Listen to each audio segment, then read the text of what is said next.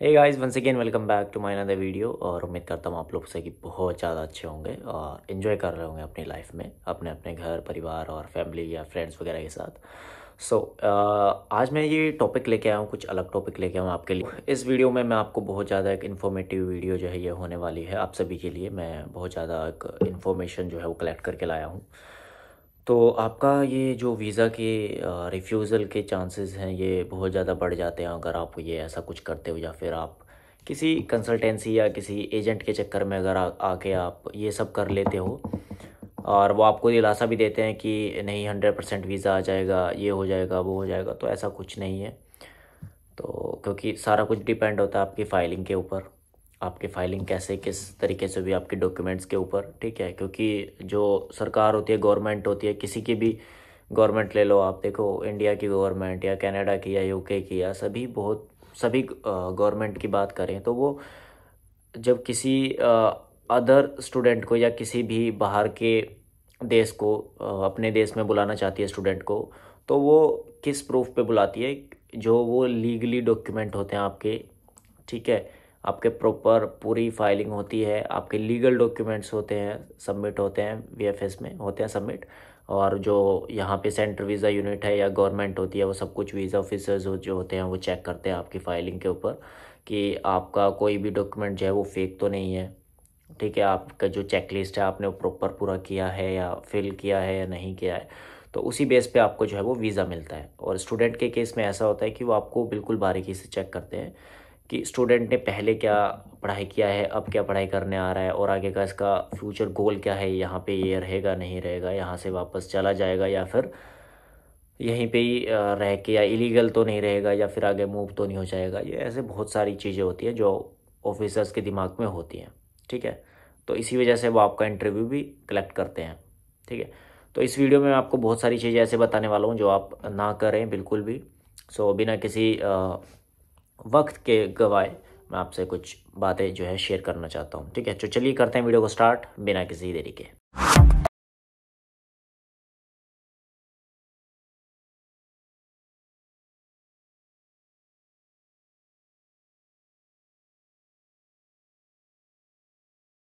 जैसे आप for example आपने ट्वेल्थ की है, ठीक है। फॉर एग्ज़ाम्पल मैं यहाँ से ट्वेल्थ लेके चलता हूँ कि जैसे आपने ट्वेल्थ की है अपने इंडिया में, और आपने ट्वेल्थ जो है वो कॉमर्स साइड से किया है या नॉन मेडिकल से किया है, मेडिकल से किया है, तो उसी के बिहाफ पे आपको जो है अपना कोर्स लेना पड़ता है, ठीक है।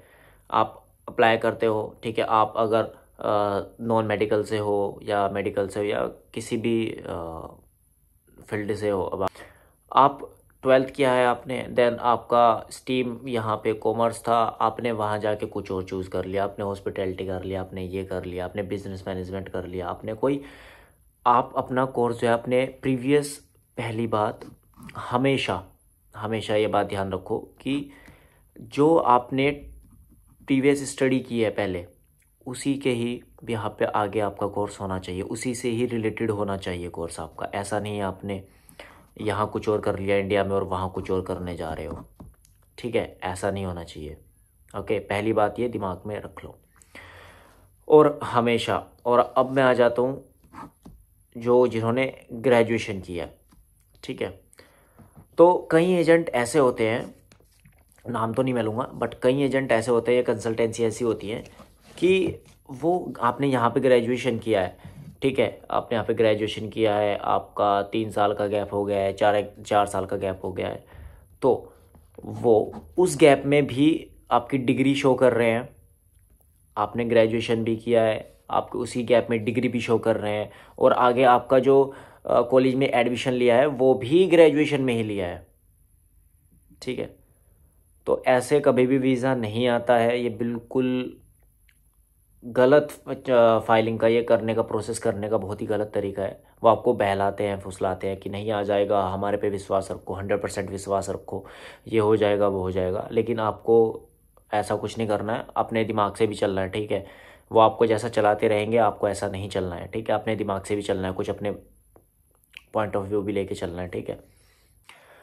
तो फॉर एग्ज़ाम्पल अगर मैं आपसे कहूँ, मैं यहाँ पे इमिग्रेंट ऑफिसर हूँ, आपने इंडिया में ट्वेल्थ की, ठीक है, आपने इंडिया में ट्वेल्थ की, और फिर यहाँ भी आप 12th करने आ रहे हो, तो मैं वीज़ा आपको दूंगा? नहीं दूंगा ना। आपने इंडिया में भी 12th कर ली, यहाँ भी 12th करने आ रहे हो, तो मैं नहीं दूंगा। अब आपने वहाँ भी ग्रेजुएशन कर ली, वही उसी स्ट्रीम में यहाँ पे भी ग्रेजुएशन करने आ रहे हो, तो मैं किस बेस पे आपको वीज़ा दूँ? क्या श्योरिटी है आपके कि आप यहाँ पे रहोगे, आप मूव नहीं होंगे? अब जो सेम आपने कोर्स वहाँ पे किया है वो यहीं पे आप कर रहे हो। फ़र्क इतना है, आप यहाँ अब्रॉड में करोगे, वहाँ पे आपने इंडिया में किया है। यहाँ के लिए भी वो अब्रॉड है इंडिया, और इंडिया से यहाँ के लिए भी वो अब्रॉड है। तो इन दिमाग यूज़ करो, किसी की बहकावे में मत आओ कि आपने वहाँ भी डिप्लोमा किया है, यहाँ भी डिप्लोमा करने आ रहे हो ऑलरेडी, और जो उसका आपका गैप है उसमें भी आपने डिप्लोमा शो किया हुआ है।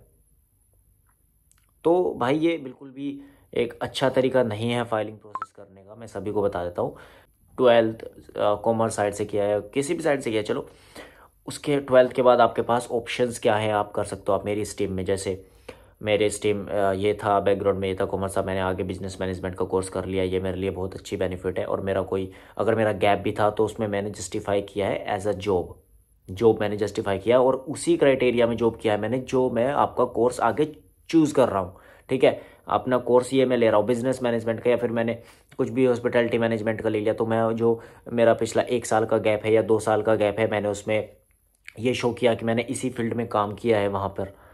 ठीक है, तो इस तरीके से फाइलिंग प्रोसेस होती है। आपने 12th किया, आपने इसी स्ट्रीम से किया, आपने इसी स्ट्रीम के रिलेटेड जो है रिलेवेंट, जो प्रीवियस स्टडी का है, आपको प्रीवियस स्टडी के रिलेवेंट ही आपने कोर्स चूज़ किया। और अगर आपका इन केस आपका गैप है, तो उस गैप में आपने वही जस्टिफाई किया जो आप आगे करने जा रहे हो, उसी की आपने नॉलेज है आपको पास, और उसी की ही फील्ड में आपने काम किया है। ठीक है, आपका कोर्स भी वही हो गया, प्रीवियस स्टडी भी आपकी वही होगी, आपने जो भी उसी क्राइटेरिया में किया है, आपने कोर्स भी वहीं पे वही चूज़ किया है जो आपका प्रीवियस स्टडी से रिलेटेड था। ठीक है, तो बाकी फाइलिंग जो है आपकी आगे एजेंट करते ही हैं, लेकिन थोड़ा दिमाग लगाओ। ठीक है, ऐसा नहीं कि आपने यहाँ भी ग्रेजुएशन किया, वहाँ भी ग्रेजुएशन करने जा रहे हो, आपने गैप में भी ग्रेजुएशन या डिप्लोमा दिखा दिया। डिस्कस्टिंग यार, ऐसे नहीं होता है भाई, ऐसे फाइल प्रोसेस नहीं होता है। तो भाई एजेंट के बहकावे में मत आओ, मैं सही सही बता रहा हूँ, सही गाइड अपने आप चुनो यार, क्या करना है क्या नहीं करना है, मेरे को क्या अच्छा रहेगा मेरे लिए, क्या अच्छा नहीं रहेगा मेरे लिए। इस वजह से ही बहुत सारे केस जो है वो रिफ्यूज़ हो जाते हैं, बहुत सारे वीज़ा जो है वो रिफ्यूज़ हो जाते हैं, और आप बोलते हो कि मेरा वीज़ा रिफ्यूज़ हो गया। रिफ्यूज़ कुछ देखकर ही करते हैं वो, ऐसे नहीं कि आई फाइलिंग और रिफ्यूज्ड गो, ऐसे नहीं, पूरी प्रॉपर फाइलिंग करते हैं वो, आपकी फ़ाइल चेक करते हैं। अच्छा, आपने प्रीवियस स्टडी ये किया है, आप करने के लिए यहाँ पे ये आ रहे हो, आपने जॉब भी किया है तो उसी एरिया में किया है। अच्छा, आपके पास सैलरी स्लिप भी है, आपके पास ITRs भी आपकी पूरी प्रॉपर है, आपके पास आपका इंश्योरेंस भी है, आपके टिकट्स भी हैं, आपका ये मेडिकल वगैरह ये भी है, फंड्स भी हैं आपके, सभी कुछ प्रॉपर तरीके से हो चुका है, तो अब आपको वीज़ा लेने से कोई नहीं रोक सकता है। ठीक है, अगर आपको कुछ भी डाउट होता है तो आपका वो इंटरव्यू कंडक्ट कर देते हैं।